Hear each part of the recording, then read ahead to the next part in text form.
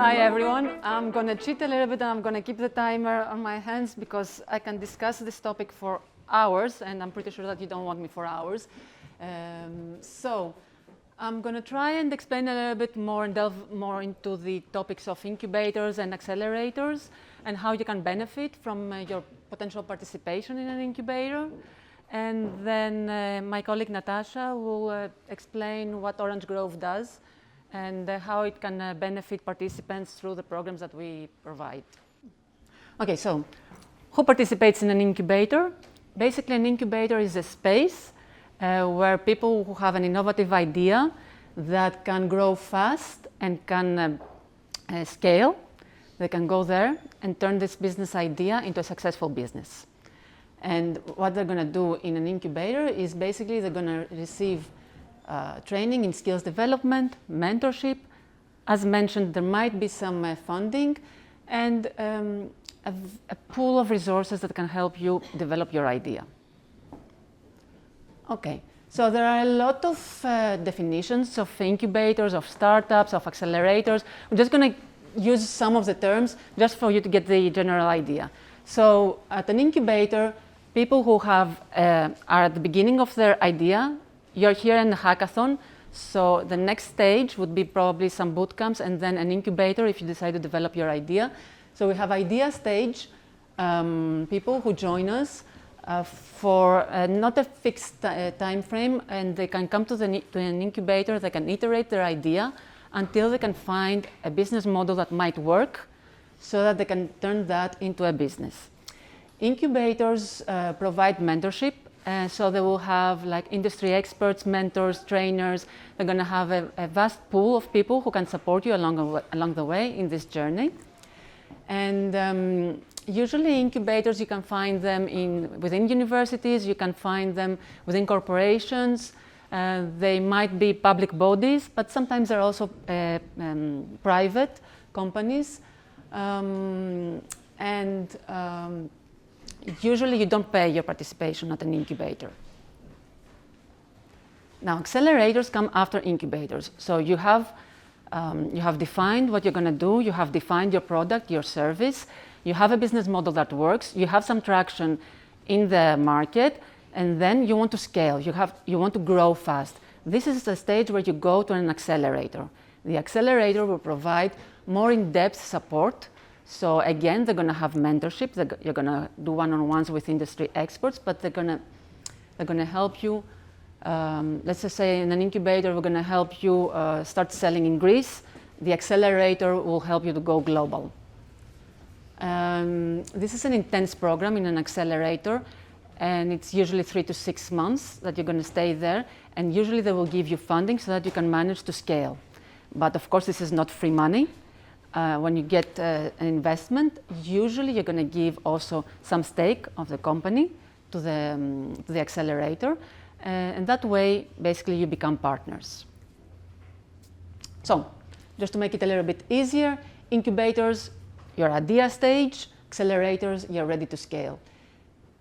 Incubators, it's where you will iterate your idea many times until you can find the perfect fit, not the perfect, actually you'll never find the perfect fit unfortunately, the fit to the market. And then to the accelerator when you're going to scale and you need funding to scale. Why is it important for you? Why would you be interested in an incubator or an accelerator?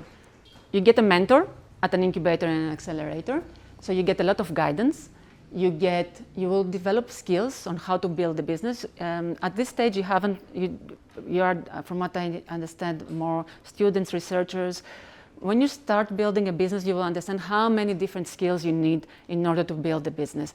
You need to understand accounting, you need to understand marketing, you need to understand sales, you need to develop your product, your service. So there's a huge skill set that you're going to need to develop. And the incubator and the accelerator will give you a lot of resources so that they can support you in this journey. They will help you see if the idea that you have can actually work in the market. So they will help you basically understand if you are addressing an actual problem in the market and if there are people out there that feel this problem is important enough to give you their money.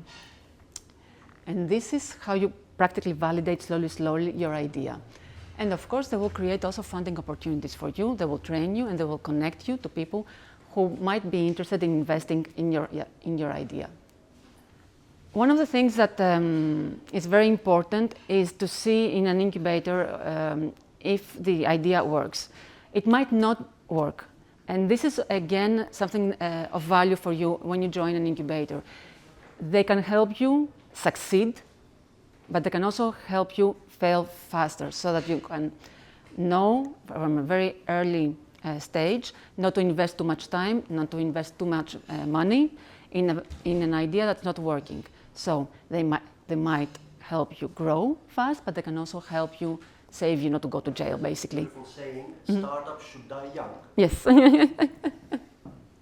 And I can promise you, if anyone joins the selection committee at an incubator or an accelerator, you will see how many people have a similar idea. We all think that our idea is unique. It's not so much the idea. It's how you execute the idea. So incubators and accelerators will help you execute the idea. There are a lot of people out there that might have the same idea as you. We have a lot of success stories out there that were not unique ideas, but for some reason they made it work. And incubators and accelerators help you in that process. You will hear that a lot of startups fail. A very big percentage of startups fail. The startup might fail, but the founder doesn't fail. Please keep that in mind. So if your idea doesn't work, you still gain value out of this process of trying to build your product or your service and your startup. When you join an incubator, even a hackathon, even a bootcamp, anything that has to do with entrepreneurship, you're going to develop a skill set, and that's going to be valuable for you. Even if your startup doesn't make it, you're going to have skills, and then you can use these skills for future entrepreneurial endeavors. I can tell you that at Orange Grove, a big percentage of the ideas that we receive does not develop into a successful business, but the second business that the same founders launch, it's usually a success because they have done their mistakes, they have developed the skill set, and they do it right the second time around. So this is a huge asset for them. And of course, we have a lot of examples of people who either will decide to leave their idea and join another startup or merge their startups. And this is, again, a huge gain. And of course, it helps you in your personal and professional growth because you can also become amazing assets for a big corporation if you have gone through this journey. So, if you join an incubator or an accelerator, I'm not trying to encourage you, but I'm just trying to for you to understand what incubators and accelerators do. You become valuable assets as well possibly for investors.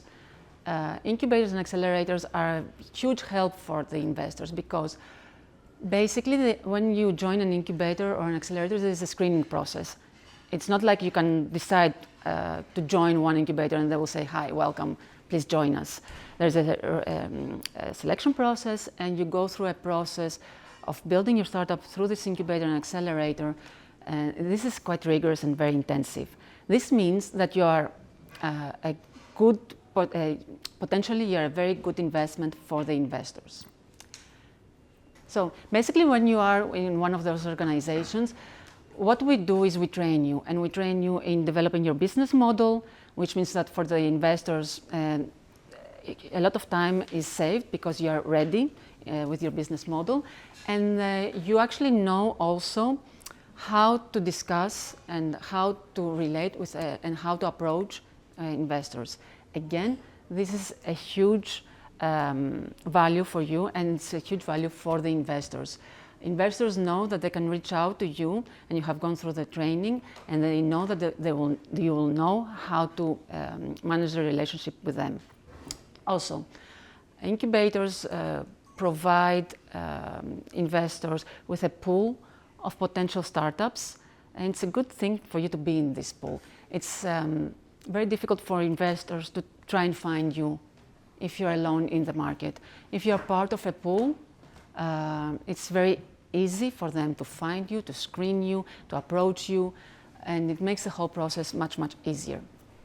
And they can also for the investors, it's very important that they know that you have done the research and you have validated your product and your service, and you're going to scale faster if you have gone through the incubator and then the accelerator. And what does that mean? It means that the investor can get their money back much faster if they know that they have done all this process. So let's just sum up a little bit more. It's valuable for you, it's valuable for the investors, but why is there so much hype about incubators and accelerators?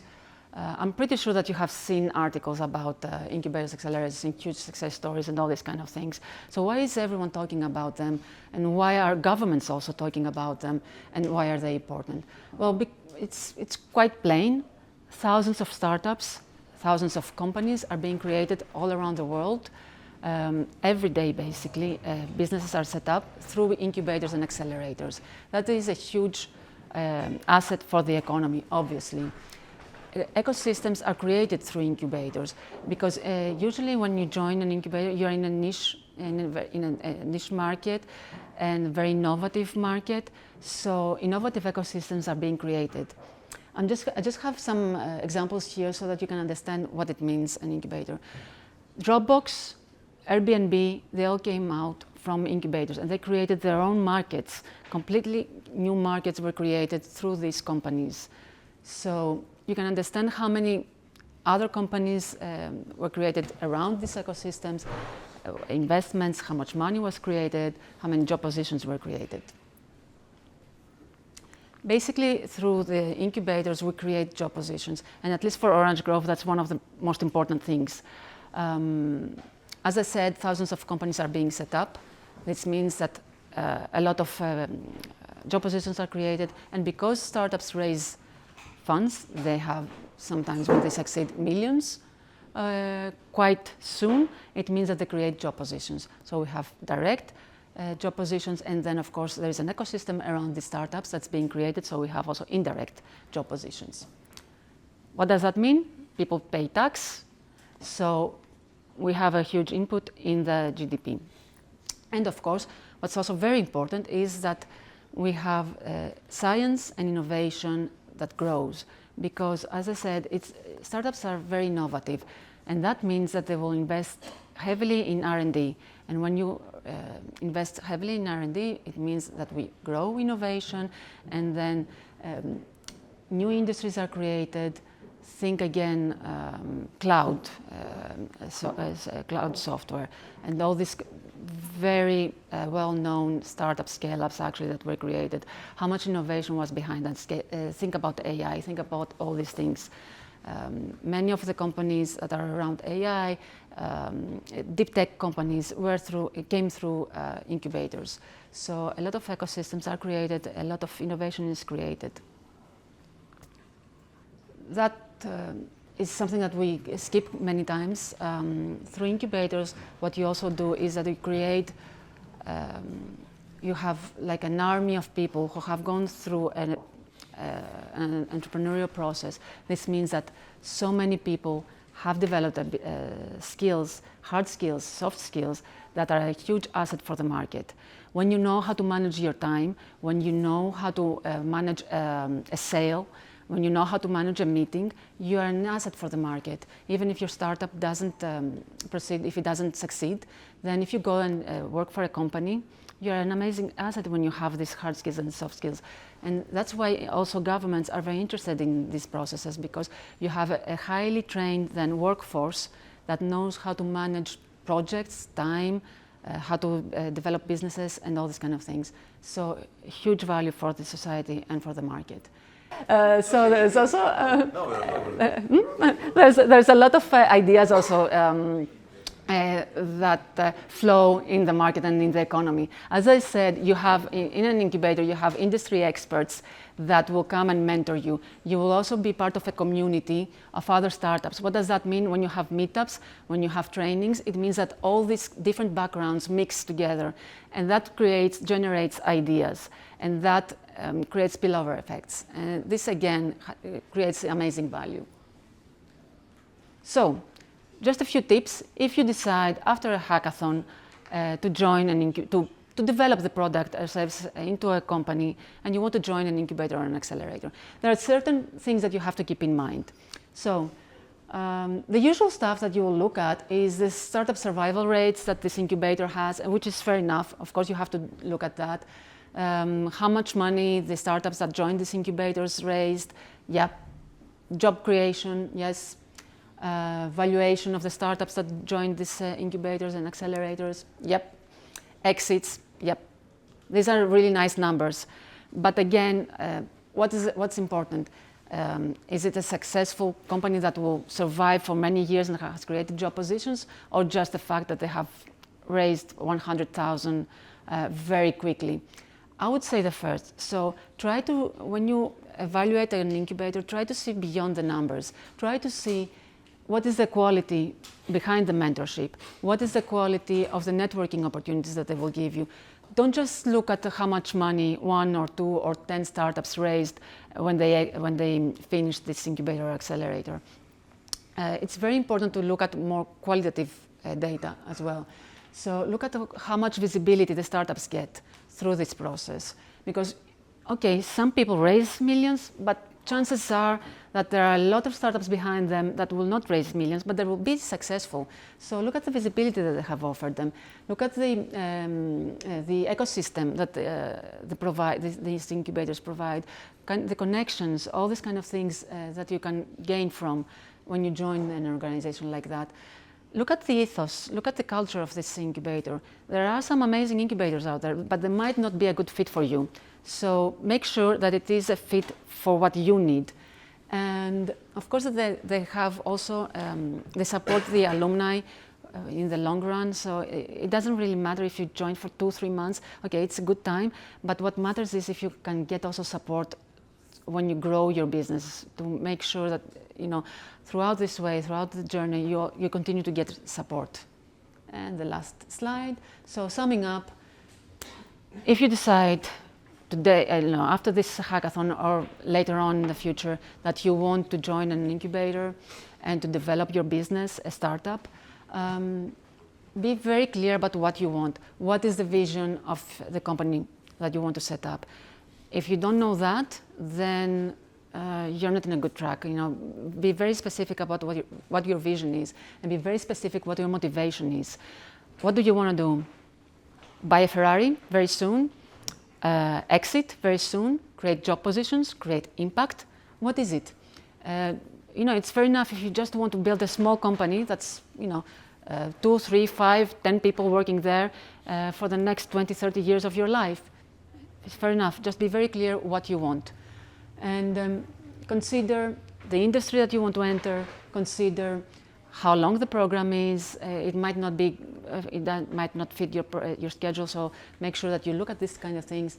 The quality of the mentorship, network, cost. Does it cost to join this incubator or accelerator? What kind of equity they're going to ask? Very, very, very important.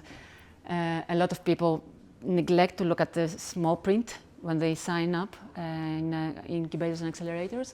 And of course, look at the experience. What kind of experience are they going to be offering you? So that's it for me. Thank you very much. And Natasha?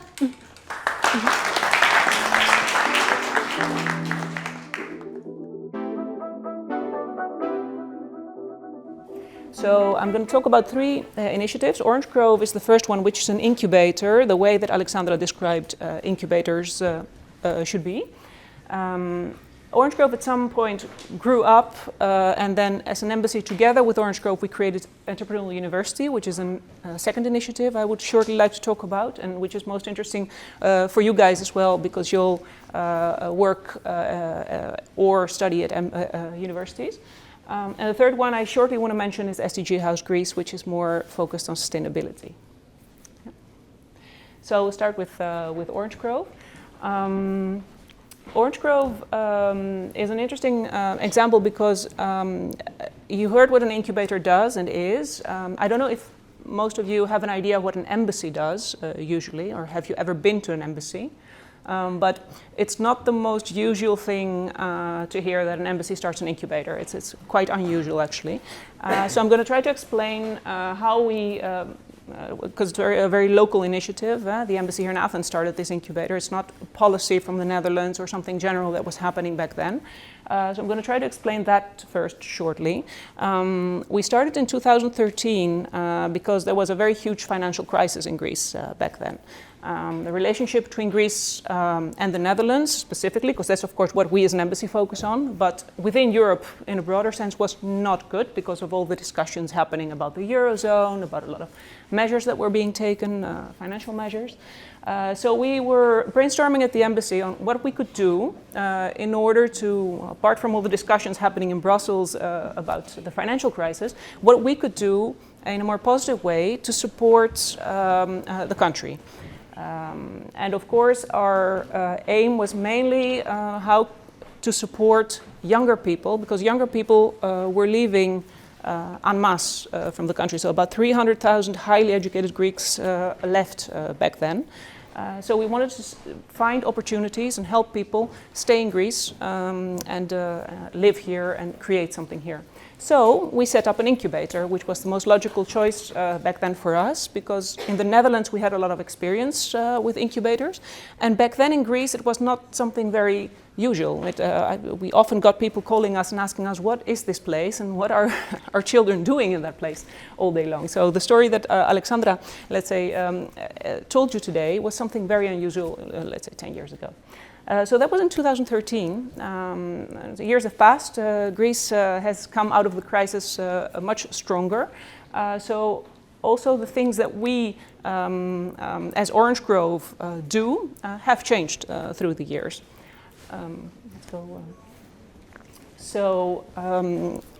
To keep it with Orange Grove first, before I go to the next initiatives we have taken, Alexandra explained what an incubator does. We basically offer all those services to young entrepreneurs. Young in thought, I must say, because we don't have an age limit anymore.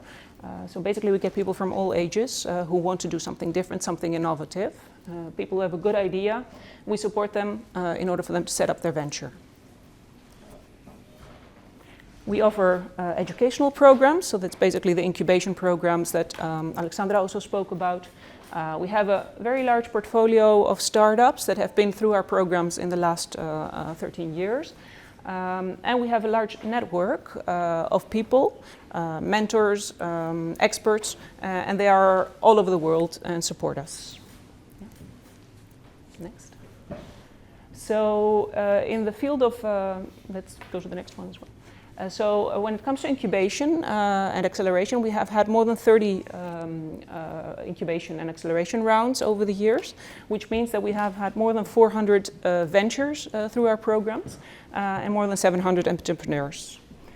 All those people are still part of our network, which means many of them, most of them still exist as companies. Many of them are even our alumni and our mentors nowadays, so they help new startups and new generations of people. Yeah, let's go to the next one. So with Orange Grove, we were focused very much on helping people with an idea create their venture. A couple of years ago, we decided that we needed to add something to this, and that's of course sustainability and impact. We found it very important to add to companies the adoption of sustainable business practices. That means that we try to help companies become more inclusive, more sustainable, and their business models to become more sustainable. We do that again through training programs and through networking. Okay. What's more interesting for you guys, even I think, is that the next step we have taken is that we wanted to connect research that's happening at universities also to the market, because a lot of ideas that startups come up with are based on research that's done at universities. There is a lot of research, especially what we saw at Greek universities, being done, very high-level research that is not being used afterwards. It ends up somewhere in a closet or in a library, and that's it. So we wanted to find a way to connect that research to the market so it could be used in a better way. So we started a series of new programs around that. First, we started at the level of the management of universities here in Greece. We had 19 Greek universities and research centers who wanted to participate. So university management, teaching staff, tech transfer offices, basically the people that create the policy within the university. And we helped them, brought them in touch with Dutch universities, and not only Dutch, because we also added other speakers from other universities, and created training programs and networking activities for them. So they could exchange knowledge with each other and start creating the venture building capacities that they should have within the universities. So that was a first step, how to create programs within the universities and become more entrepreneurial in the way of thinking, let's say. Then we went to the next level, which was with a tech transfer atelier, which is basically a program that's very tailor-made on researchers. So we cooperate directly with the researchers who are interested in commercializing their research. We work with them depending on their specific research, and we help them with all kinds of things that they need to know when it comes to licensing, research and development agreements, how you can create your spin-off company, basically the skills that they usually miss when they are a researcher, which is logical, because you don't learn how to start a business at a university when you're researching, let's say, a medical issue. So that is the next level we work in. And we try at the next lower level, let's say, the younger people, students who just come at the universities.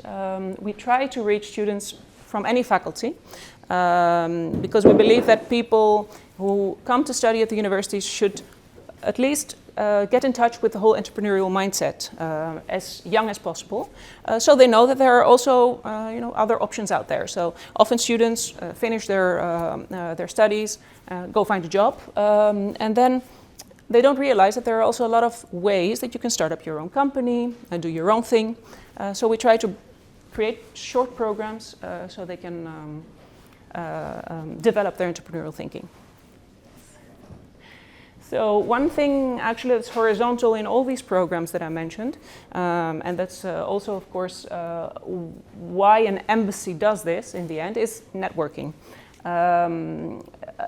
In every single program that we do, I think if you ask the people that participate what is useful for them, of course educational programs are very useful, the knowledge that they get is very useful, but what they all in the end need, and the feedback we get, is that they need the network. They need to meet the people that can give them the advice or the access to the people that they need. How do we do that? We do that with large events, let's say as pitching competitions we have done in the past. So we basically bring in the whole entrepreneurial ecosystem and we bring them there to watch our startups pitch. We have sent a lot of startups also to big corporates to visit them, get to know them, exchange ideas. We have brought into Orange Grove a lot of policymakers, so whether Dutch or Greek or from other countries. In the picture you see the current Prime Minister, the current Minister of Defense, you see the ex-Minister of Finance of the Netherlands, Dijsselbloem. They all have been through Orange Grove, and we do that because we believe that politicians who make policy decisions should talk to startups and hear what it's like to set up your own company in a country. They should hear what their experiences are, what the problems are that they are dealing with, what could change in the law, for example, tax issues, all those kinds of things. Often when you create policy and you don't talk with the people on the street that have to do it, you don't know what the problems are. So we try to bring everybody together. We work a lot with all the other embassies here in the city, so we, of course, a lot with other countries. They bring their visitors to Orange Grove as well, so if they have successful startups or politicians who want to hear more about the whole startup ecosystem, they come to us. And our, I think, highest point or highest level guest we had for the Dutch people in here was Willem, Alexandra and Maxima, the King and Queen of the Netherlands, who visited us as well. I think the most important element for Orange Grove is the mentors we have. They are people who are volunteers, all of them. They spend their time with our startups online or offline, depending. They are all over the world. They have all kinds of experience, and they are very willing to share that with our startups. And I think that's a very important part of our program. Yes. Of course, we have our partners who fund everything, mainly Dutch companies who help us with that. So everything we offer to the startups is for free. And all the knowledge we get from our partners at universities and other organizations who have been doing this for years, and they really support us with that. And I think this is the end of it.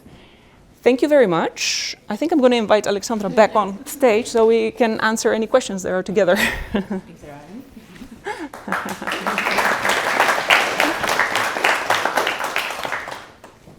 No. Kind of to add up to what Alexandra and Natasha just shared, you know, getting your startup skills now. Maybe, okay, you're not interested in running a startup now, but maybe you will be 1 year later or 10 years later. So if you've got the skills, you will be ready whenever the time comes. Also, you can be an entrepreneur, so running your own startup, but you can also be an intrapreneur, which means having the skills and being an employee somewhere.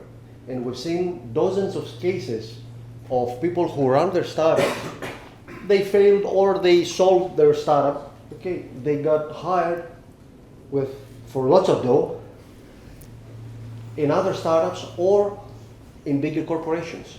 We've seen many cases now, many examples of big corporations from BP Petroleum to banks and so on, luring in startuppers because they want to catch up. So, I mean, if you're a bank, you're a bank, but now there's Revolut, there's N26, there's FinTech. So banks are also trying to catch up. How do you do that? You need to get the people with the right skills and the right mentality. You cannot do it, you cannot run fast if you're an elephant. Okay, so it's important to get the skills and be ready when the time comes to deliver. Get the skills faster. I mean, you can do it alone, but you can do it faster. If you're part of a community. If you're alone, it's fine. It's really good. You take your time. You build it the way that you want. If you're part of a community, then you have. Let's just take the example randomly of our sponsors. You will have people from large corporations. So, if you're in medical or something like that, or energy, you will have people from Philips mentoring you. You will have successful startups, scale-ups mentoring you. And you will have also people in your cohort when you join a program where you can discuss your issues, your challenges. And especially if you're a solopreneur, if you don't have a team, this becomes even more important because then you have people with whom you can discuss all the challenges, and you're going to have a lot of challenges. It's going to be the most exciting journey you might choose to take, but it's also going to have a lot of challenges. And if you're part of a community, this makes it much easier, and you get amazing insights. We have a mentor who works at Netflix. If you have somebody that works at Netflix and mentor you, obviously you can understand that it makes things much easier than if you were alone trying to figure out everything by Google search. So, Or AI search. Yeah. Yeah, and you can learn from the mistakes other people have already made. You don't need to make the same mistakes again, because if other people have been through it, you can. No. My question would be: does it make a difference that your incubator and accelerator is run or is being supported by the embassy, in contrast to other incubators, accelerators, which are run in different other forms? Does it make a difference? I don't know, whatever. I think it has upsides and downsides. In the beginning, because the incubator was set up within the embassy, as a project of the embassy, that had the downsides because we are public sector as an embassy, and it's very difficult to run a private sector initiative with the flexibility that you want to run it. So we did it Dutch people are very flexible, so the Dutch public sector is already quite quick, but still not flexible enough for an initiative like this. So that's a downside.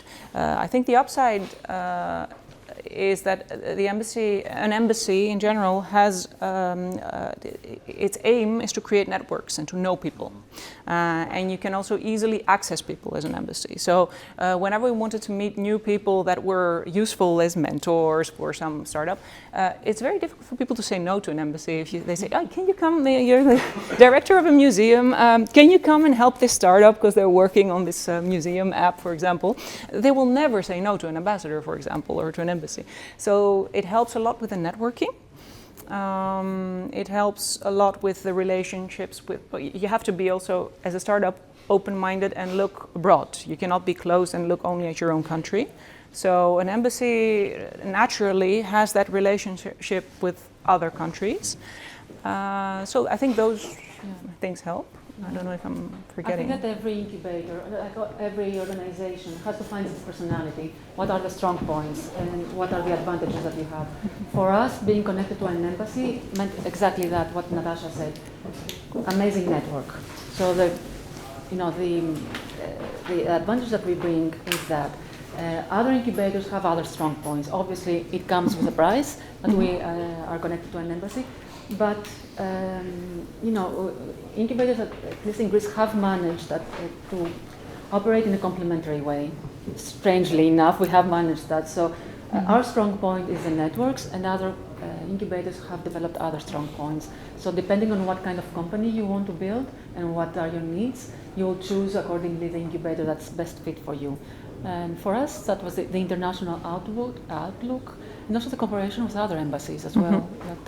Because being part of this embassy also opened the doors for other embassies, so we could collaborate with all the countries, like the US, huge market, and so many other countries. Yeah. Yeah, because that's also a downside of being that much linked to the Dutch embassy, because then people sometimes automatically think that we're focused on Holland only, or that we want to take people and bring them to the Netherlands, for example, which we have never done. It's much more open than that because of all the other embassies that actually cooperate with us. From the beginning, we had a lot of countries that are very forward-thinking when it comes to startups, and they have huge experts. They all always approach us. The President of Estonia deliver a workshop in Orange Grove on digitalization. Yeah, so it's seriously that's the upside, but not everybody realizes that always, because they think, oh, the Netherlands, only the Netherlands, but that's not the case. Yeah. Thank you. Yeah. Oh. I wanted to ask some more, how it works with the SDG house you mentioned, how sustainable goals are actually what we can do.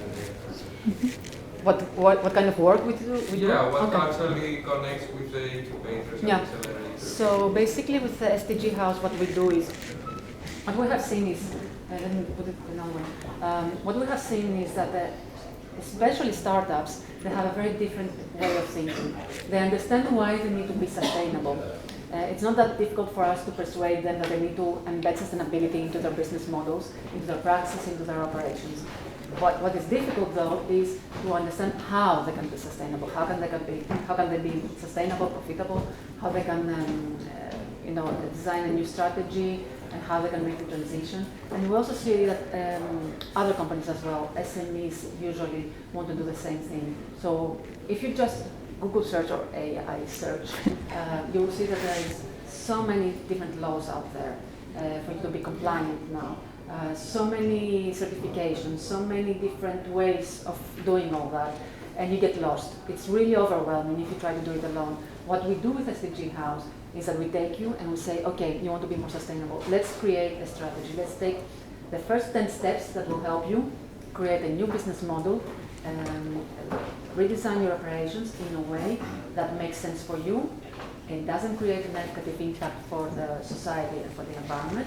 And the big picture is going to create positive impact. And so just a small step usually are enough. And we provide the service for free for companies, because usually when they're small, they don't have a sustainability officer, they don't have the money to go to a larger consultancy. And that's a pity, we see that so many people want to become more sustainable, but they don't know how.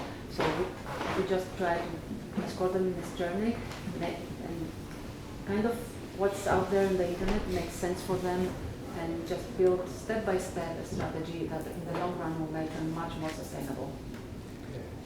So it's trainings, mentoring, connections again. It's the kind of thing that we do in the incubator, but more on sustainability. Because it's really hard, I will tell you, okay, you need to use renewable energy. I'm a small business. How am I going to use renewable energy? Okay, yes, I don't want to use plastic straws. Okay, fair enough. But what's out there? What can I do to substitute the single-use plastic? How can it be affordable for me? Because I'm just a small business. I cannot just simply spend 10 times more to buy non-single-use things. So it's very challenging for the businesses, and usually they say, okay, I cannot do that. We help them do that. So it's not advocacy that we do, it's very hands-on how they can do it, not why. So you also have mentors on Yeah. that? Yeah. It's kind of the same setup. Yeah, and sometimes also that they realize that it's not only expensive to become more sustainable, but it can also make them much more money in the end when they do become more sustainable. So it's the step that they need to take, but in the end, it's good for themselves as well. For those So the companies. strategy, basically what we try to do is set an example that, because usually they will say it's too expensive. This is the startups, when they come in an incubator, they say, I have everything, all I need is millions of investment, and I will be the most successful startup in the world. And businesses that come to SDG House usually say, I want to be more sustainable, but it's too expensive, I cannot afford it. The first example, we say, no, you're not ready. If I give you millions, you will fail, most probably. And the second example, what we do is we will show you the way to be profitable, even more profitable, by embedding sustainability into your processes. Because don't forget also that it might make you, you might increase your sales like that. You might increase the investment that you might receive if you're more sustainable. There are a lot of things that people don't think about. Becoming more sustainable might actually open new doors to have more consumers. People might actually prefer your product compared to another product because it's more sustainable. Investors might choose you because you have a very strong sustainability report and they want to show that they are also investing in sustainable businesses.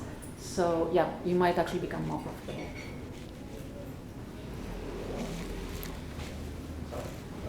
I'm just curious if there are numbers, or if you have numbers of successful startups that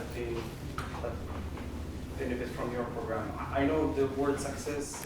Exactly. That was exactly. There is a number out there about 5 years of startups. If everyone said 5 years considered successful, then I'm just curious of the numbers.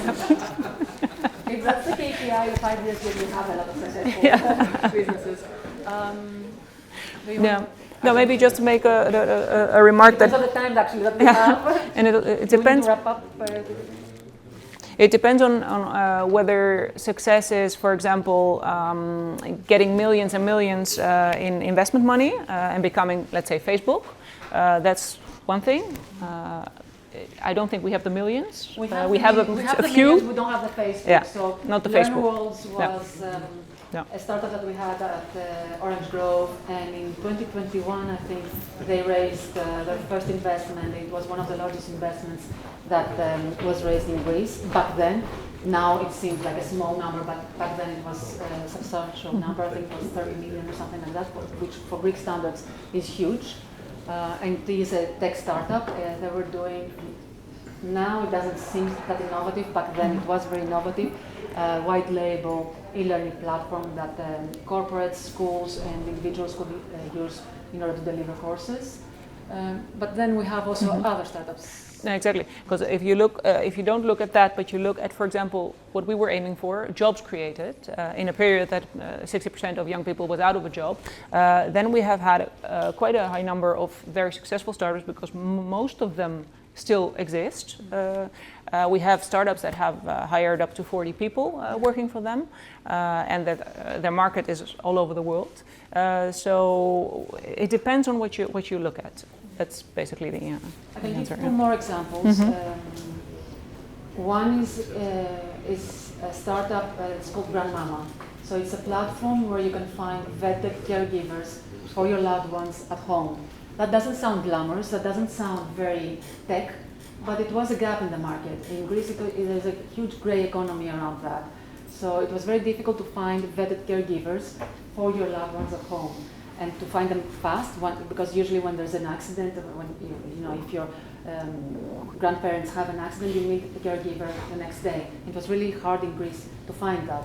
So they provided this platform, and they now have 10,000 caregivers on their platform. So all these families can find very easily a caregiver. But what's important is that in 2023, 41 million euro was generated in salaries for caregivers. Those were people that usually operate, as I said, in the grey economy. These are people who are usually over 40 and are quite excluded from the job market. Usually people coming from other countries, poorer countries, that are caregivers in houses. And they managed, through the system, to get 21 million euros in just 1 year.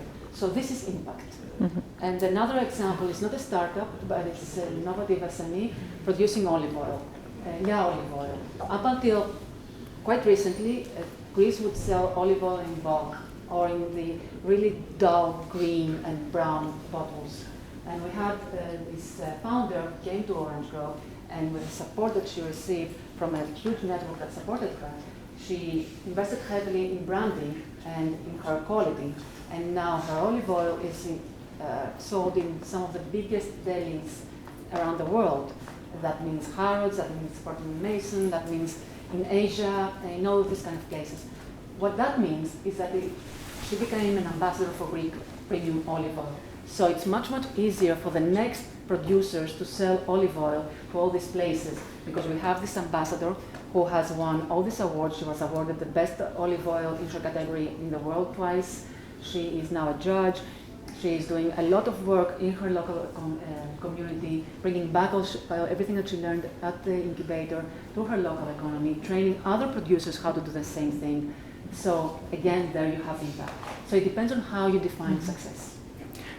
Maybe to follow up on what you said in your presentation as well, we also have a lot of cases of people who started with an idea. The idea was not successful, but those people found jobs in other successful companies. So we have Athena, for example, who had this very nice idea in the area of language learning. It didn't pan out, so okay. And she has had a wonderful career ever since then in working for large startups at the highest level of those startups. And she has really had many opportunities because of the experience she got through the failed startup that she started out with. So there are a lot of those cases as well. It gives you experience that is very much needed in large companies as well. I think it's our cue. It's our cue. Thank you very much. Thank you.